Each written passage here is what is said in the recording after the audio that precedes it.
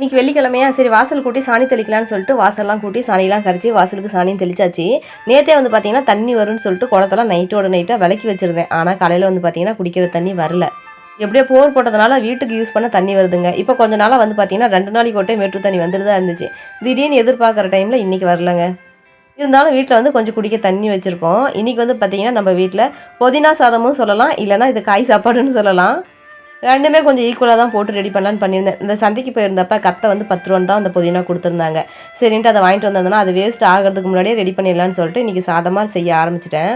எப்பயும் செய்கிற மாதிரி தாங்க குண்டால எண்ணெய் ஊற்றி பிரியாணி மசாலா சேர்த்துட்டு வெங்காயம் போட்டுட்டு வெங்காயம் நல்லா பொன்னிறமாக வர வரலையும் நல்லா வதக்கிட்டு கட் பண்ண பீன்ஸு கேரட்டையும் சேர்த்து வதக்கிடணும். மிக்சி கப்பில் 4-5 தக்காளி, 3 கைப்பிடி அளவுக்கு புதினா, இஞ்சி பூண்டு இதெல்லாம் சேர்த்து நல்லா பேஸ்ட்டாக அரைச்சிட்டு வந்துடணும். அதுங்க காய்கறியில் நம்ம அரைச்சிட்டு வந்த பேஸ்ட்டையும் சேர்த்து ஊற்றிட்டு தேவையான அளவுக்கு கரம் மசாலா மிளகாத்தூள்லாம் சேர்த்துட்டு தேவையான அளவுக்கு உப்பும் சேர்த்துட்டு தண்ணி ஊற்றி நல்லா கொதிக்க வச்சதுக்கப்புறம் ஊற வச்ச அரிசியும் சேர்த்துட்டு தம் போட்டு மூடி வச்சு நல்லா வேக வச்சோம் அப்படின்னா சூப்பரான வெஜ் பிரியாணி ரெடிங்க.